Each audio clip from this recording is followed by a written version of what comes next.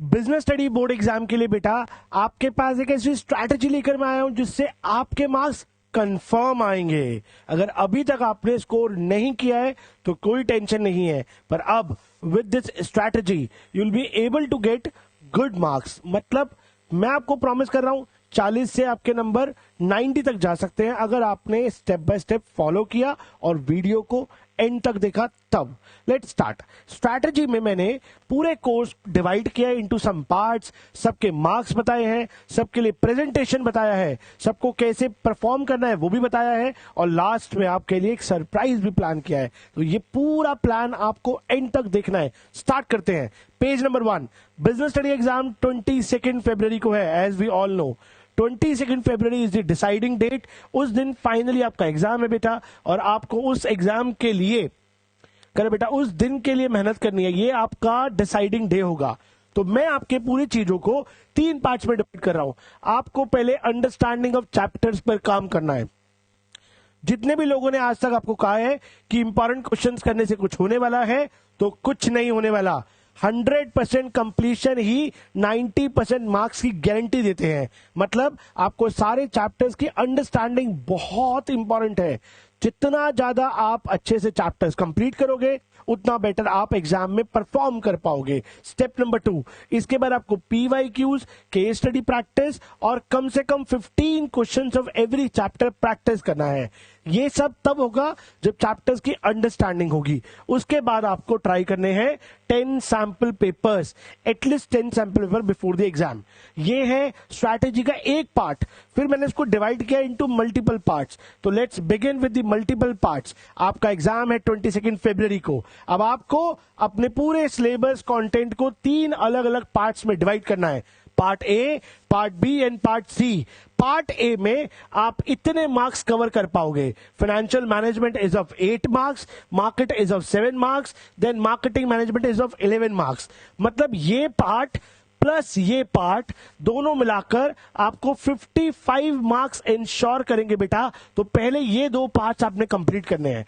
Primarily in दोनों parts पर focus करना है। अगर आपके सारे चैप्टर्स अभी तक नहीं हुए हैं तो यहां से स्टार्ट करो। ये पार्ट पहले कंप्लीट करो, फिर ये पार्ट कंप्लीट करो, then go for the last part.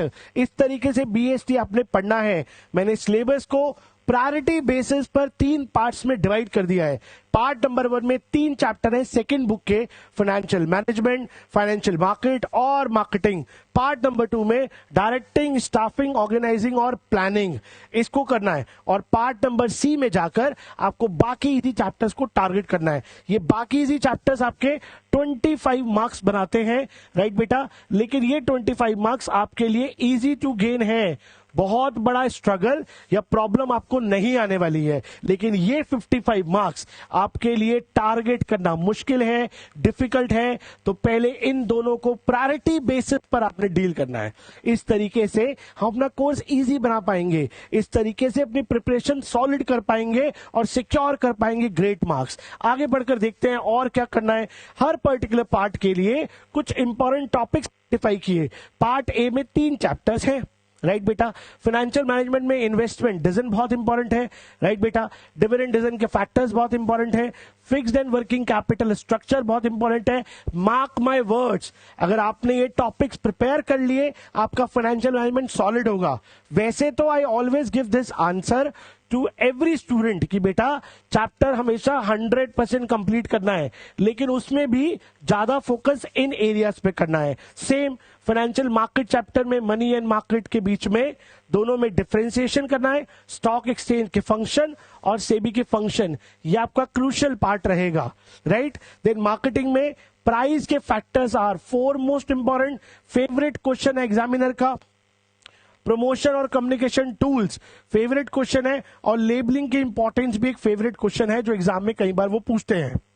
मतलब पार्ट ए के 3 चैप्टर्स और 3 चैप्टर्स की वेटेज प्लस 3 चैप्टर्स में इंपॉर्टेंस दोनों मैंने आपको बताए। ऐसे ही हम पार्ट नंबर बी के लिए भी करेंगे। तो पार्ट बी में आपने डायरेक्टिंग, स्टाफिंग, ऑर्गेनाइजिंग और प्लानिंग को टारगेट करना है। डायरेक्टिंग में आपको फीचर्स ऑफ डायरेक्टिंग, टारगेट करना है। साथ में मोटिवेशन में सबसे क्रूशियल है फाइनेंशियल नॉन फाइनेंशियल इंसेंटिव्स, साथ में बैरियर्स टू कम्युनिकेशन, साथ में लीडरशिप स्टाइल्स डायरेक्टिंग चैप्टर में।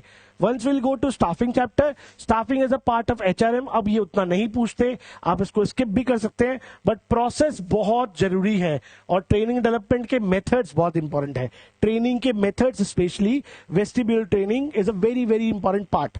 मैं एक एक करके सारे चैप्टर्स को कंसिडर कर रहा हूं, उनके अंदर के इंपॉर्टेंट पार्ट्स को देख रहा हूं और फिर आपको बता रहा हूं कि आपको क्या प्रिपेयर करना है। इतना प्रिपेयर करने के बाद आप इंश्योर कर पाओगे 90+ मार्क्स। ये पूरी स्ट्रैटेजी लास्ट तक आपको देखनी है। अभी इसका मैंने छोटा सा पार्ट आपके सामने डिस्प्ले किया है। पार्ट नंबर बी में ऑर्गेनाइजिंग चैप्टर में organisation structures are very important, delegation और डिसेंट्रलाइजेशन 4 मोस्ट इंपॉर्टेंट टॉपिक है। 4 मोस्ट इंपॉर्टेंट। प्लानिंग में process and limitations are 4 most important. एक और टॉपिक मैं ऐड करता हूं, टाइप्स ऑफ प्लान्स भी आपको अच्छे से कंप्लीट करना है। इस तरीके से आपका पार्ट नंबर बी भी सॉलिडली प्रिपेयर होगा। Once I am done with part B, तो पार्ट सी के चैप्टर्स को देखते हैं। पार्ट सी के चैप्टर्स छोटे चैप्टर्स हैं, इजी चैप्टर्स हैं, आप मैनेज कर पाओगे। पार्ट ए और पार्ट बी कंप्लीट करने के बाद आपका कॉन्फिडेंस एकदम बढ़िया हो जाएगा। 55 मार्क्स का पेपर आपको आता होगा, तो पार्ट सी को मैनेज करना मुश्किल नहीं है। Easy straightforward chapters part C में रखे हैं, लास्ट में वो चैप्टर्स हम कंसिडर करेंगे। बच्चे उल्टा करते हैं, इजी पार्ट पहले पढ़ लेते हैं, लगता है कि वाओ बहुत अच्छे नंबर आएंगे, पर नहीं, क्योंकि उनकी वेटेज कम है। तो डिफिकल्ट पार्ट हमने टारगेट कर लिया है पार्ट ए और पार्ट बी में। पार्ट सी में आपने करने हैं इजी चैप्टर्स, जैसे कि nature and significance of management, then we have principles of management, then accordingly we have business environment बेटा, और फिर हमारे पास और भी अलग अलग पार्ट्स, राइट बेटा, जैसे कि we have controlling and consumer. तो इस तरीके से आपने पूरे सिलेबस को 3 पार्ट्स में डिवाइड किया। हमने स्टार्ट किया डेट से, डेट है 22 फरवरी, एग्जाम है बिजनेस स्टडी, टारगेट है 90+, एंड तक देखने से अचीव होगा। फिर हमने 3 पार्ट्स में डिवाइड किया, पहले अंडरस्टैंड करो चैप्टर्स को, फिर क्वेश्चंस प्रैक्टिस करो और फिर सैंपल पेपर्स करो। अंडरस्टैंडिंग के लिए मैंने कोर्स को 3 अलग अलग पार्ट्स में डिवाइड कर दिया, part A, part B and part C. किसको कितना प्रायोरिटी देना है वो मैंने आपको बताया, उसके अंदर कौन से टॉपिक्स इंपॉर्टेंट है वो भी मैंने आपको अभी तक बता दिया। आगे बढ़कर देखते हैं और हमें क्या करना है, कैसे करना होगा। तो पार्ट ए और पार्ट बी दोनों बहुत ही क्रूशियल पार्ट है। आप दोनों के हैंड रिटन नोट्स बनाएंगे, शॉर्ट एंड क्रिस्प चलेगा। छोटे छोटे नोट्स बनाओ चलेगा, 2, 3, 4 पेज में चैप्टर कंप्लीट करो चलेगा, लेकिन आपने हैंड रिटन नोट्स बनाने हैं। आपको उससे और लर्न होगा, क्लैरिटी आएगी और आप रिटेन कर पाओगे। तो पार्ट ए और पार्ट बी स्पेशली इन दोनों के नोट्स बनाने हैं। पार्ट सी में स्ट्रिक्टली आपको नोट्स नहीं बनाने हैं। Reason being part C is easier part और बिना नोट्स के भी आपकी चीजें मैनेजेबल होंगी, आप आराम से उनको मैनेज कर पाओगे। तो इसलिए मैं बार बार आपको एक एक एरिया क्लियर करके बता रहा हूं कहां कहां पे क्या क्या एक्शन रिक्वायर्ड है। और आगे बढ़ेंगे अगर, तो कुछ कीवर्ड्स पे काम करना है। कैसे कीवर्ड्स? जैसे आप नोट्स बनाओगे जिन चैप्टर्स के, तो वहां पर ध्यान रखना कुछ ऐसे कीवर्ड्स यूज करना। यूनिटी ऑफ कमांड अगर मान लो आप पढ़ रहे हैं बेटा, यूनिटी ऑफ कमांड के बारे में आप काम कर रहे हैं, तो आपने ध्यान रखना है 1 boss for every employee, this is one of the important line. Order from 1 superior, dual subordination should be avoided. तो ऐसे कीवर्ड्स आपको मार्क करने हैं, अपने आप आपको लिखने हैं। नहीं मिलेंगे तो मैं आपकी हेल्प करूंगा, मैं आपको कीवर्ड्स दूंगा, पर कीवर्ड्स पे काम करना है। व्हाइल राइटिंग द आंसर आप कीवर्ड मिस नहीं कर सकते। अगर आपने कीवर्ड लिखा तो आपके आंसर की वैल्यू बाय डिफॉल्ट बढ़ जाएगी। उसके अलावा आपने कुछ भी कहानी लिख दी चल जाएगा, पर कीवर्ड्स के बिना कंप्लीट आंसर कंसिडर नहीं किया जाएगा। कीवर्ड्स पे काम करना है, करना है, करना है, और स्पेशली पार्ट ए और पार्ट बी में ज्यादा काम करना है। जैसे कि और एग्जांपल देखते हैं, पार्ट टाइप्स ऑफ प्लान्स पर अगर हम आए तो वहां पर कुछ कीवर्ड्स मैंने आपके लिए मेंशन किए। पॉलिसी, पॉलिसी में जर्नल स्टेटमेंट है ना, guides to manager action, broad parameters, इस तरीके के कीवर्ड्स आपको आइडेंटिफाई करने हैं। अगर आप कीवर्ड्स आइडेंटिफाई नहीं कर पाओ नोट्स बनाते हुए, आपको याद आए कि सर ने कीवर्ड्स कहा था पर हमसे नहीं हो रहा है, तो आप मुझे कांटेक्ट करना, मैं आपकी उसमें हेल्प करूंगा। ये तो हुआ कि हमने कोर्स कैसे पढ़ना है, राइट बेटा। इमेजिन कि आपने अब तक सब कुछ पढ़ लिया, तो सर अब पेपर कैसे करना है? तो नेक्स्ट है आपको केस स्टडीज और पेपर कैसे करना है। केस स्टडीज को पढ़ने के लिए always read the question first, never ever read the कथा। जो केस स्टडी के अंदर पूरी कथा गिवन है उसको मत पढ़ो, चलेगा, क्वेश्चन पढ़ो पहले। क्वेश्चन पढ़ो मतलब लास्ट की लाइंस रीड करो मेरे दोस्त। अगर वो आपने रीड किया तो क्लैरिटी के साथ आप क्वेश्चन पढ़ पाओगे कि what exactly this question is asking for, what exactly this question is looking for, उससे आप आंसर दे पाओगे। उसके अंदर भी there is a discussion between A limited and B limited. इस डिस्कशन में आपको आंसर नहीं मिलेगा, आपको ढूंढना है कॉज एंड इफेक्ट, क्या कारण हुआ और क्या रिएक्शन आया, वहां से आंसर मिलने के चांसेस आपके बढ़ जाएंगे। Cause and effect find out करोगे तो आंसर मिलेगा, 100% आंसर मिलेगा, राइट बेटा। उसमें से भी कॉज ज्यादा इंपॉर्टेंट है, ऐसा मेरा मानना है। ये तो हुआ केस स्टडी कैसे प्रैक्टिस करना है। अब हमारे पास पेपर कैसे लिखना होता है, प्रेजेंटेशन। पूरी कहानी सुना दी आपको मैंने, चैप्टर्स को पार्ट्स में डिवाइड कर दिया, पार्ट्स की वेटेज बताई, किस पार्ट को कितनी वैल्यू करनी है वो बताया, किसके नोट्स बनाने हैं वो बताया, केस स्टडी के लिए 3 बातें बताई, फाइनली पेपर कैसे प्रेजेंट करना है ये भी बताऊंगा, ताकि आपके पूरे 90+ गेन कर पाओ। और एंड देखोगे तो सरप्राइज और गिफ्ट भी देकर जाऊंगा। थैंक यू मेरे बच्चों। देखो जरा, हेडिंग्स जरूर लिखने हैं, हेडिंग्स के बिना काम नहीं चलेगा, आपको हेडिंग्स को अपनी बुक के साथ मैच करना है। एनसीईआरटी हेडिंग्स होंगे तो आपके आंसर की वैल्यू बाय डिफॉल्ट बढ़ जाएगी। हेडिंग्स को रिस्पेक्टफुली अंडरलाइन भी करना है, हेडिंग्स को पूरी वैल्यू देनी है। हेडिंग्स के अंदर का कॉन्सेप्ट चलेगा, अंदर के कॉन्सेप्ट में आप कोई भी कहानी लिखो चलेगा, लेकिन वो कहानी अगर कीवर्ड्स के साथ होगी तो दौड़ेगा, तो बहुत बढ़िया रहेगा, तब आपके मार्क्स के चांसेस बढ़ जाएंगे। Then we have flow charts बनाओ। सर कैसे फ्लो चार्ट्स बनाने हैं वो भी मैं आपको बताऊंगा बेटा। कैसे फ्लो चार्ट्स के लिए आप थोड़ा वेट करो, आगे आपको दिखाऊंगा। लास्ट में write answer in points, never ever write the paragraph, try to write answer in multiple points, space देकर, point 1 space point 2 space point 3 space point 4। आपके आंसर की लेंथ बढ़ जाएगी, उसका लुक बढ़ जाएगा, आपके मार्क्स के चांसेस बढ़ जाएंगे। तो मैंने शुरू से लेकर अब तक क्या कंटेंट है, क्या वेटेज है, क्या पढ़ना है, कितना पढ़ना है, किसके नोट्स बनाने हैं, कैसे केस स्टडीज करनी है और कैसे आंसर प्रेजेंट करना है, इन सब में एक बात रह गई बस, कैसा उसका फ्लो चार्ट होना चाहिए। तो this is the ideal example of flow chart. आपको ऐसे फ्लो चार्ट्स क्रिएट करने हैं। अगर आप ऐसे फ्लो चार्ट क्रिएट कर पाए तो आपके एग्जाम में मार्क्स आने के चांसेस बढ़ जाते हैं। ऐसा फ्लो चार्ट बढ़ाने से आपके चांसेस बढ़ते हैं।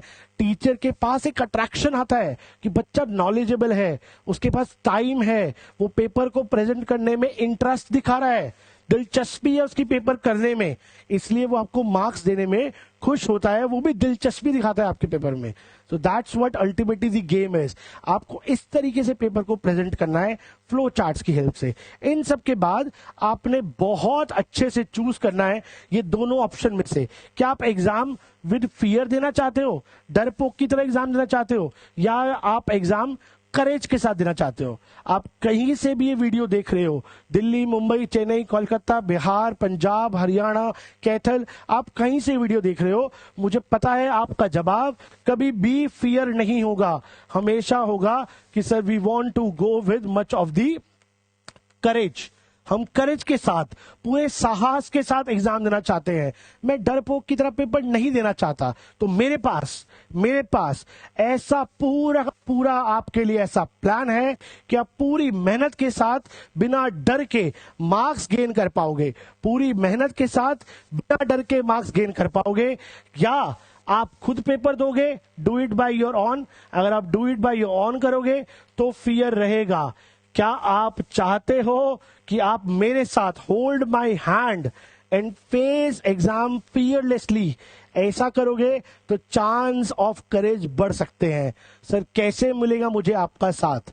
आपके दिमाग में सवाल होगा, कैसे हम आपके साथ रह सकते हैं, कैसे आप हमारा साथ दे सकते हो? तो मैं आपका साथ दूंगा इतने सिंपल से एक प्लान में। मेरे पास आपके लिए है सारे रिकॉर्डेड लेक्चर्स, सारे मतलब सारे कंप्लीट रिकॉर्डेड लेक्चर्स, PYQ की लाइव क्लासेस, लाइव मतलब हमारी 1 to 20 फरवरी लगातार रोज रात को 9 बजे जूम पर लाइव आकर PYQs प्रैक्टिस कराई जाएगी और साथ में 10 sample papers along with answer की टू प्रैक्टिस, सो दैट आप इंश्योर कर पाओ वेरी इजी 90+ मार्क्स। तो सर ये सब कैसे मिलेगा? In just very minimum price, bare minimum price of 99 rupees. ये सिर्फ मैं इसलिए ले रहा हूं ताकि आपको एक क्रेडिबिलिटी महसूस हो, आपको लगे कि हमने इसके लिए कुछ पे किया है, अब मुझे मेहनत करनी है। I can give you all this free of cost, but I really want to give you that value with money, so that आपको उसकी क्रेडिबिलिटी महसूस हो, उसकी वैल्यू महसूस हो। राइट बेटा, ये 99 रुपए का कोर्स बहुत सारे बच्चों ने पंजाब से, हरियाणा से, मुंबई से, महाराष्ट्र से, तमिलनाडु से, जम्मू से, गोवा से बाय किया है, and their feedbacks are awesome. Believe me, their feedbacks are fabulous. ये स्ट्रैटेजी फॉलो कर लो, ये कोर्स बाय कर लो और BST में स्कोर करो पूरे साहस के साथ 90+ marks. This is Nishant Khaneja for you मेरे बच्चों। Thank you so much for watching this video. आप अपने रिव्यूज मुझे कमेंट में जरूर बताएं और फ्रेंड्स को भेज दें ताकि सबकी हेल्प हो सके। Thank you so much.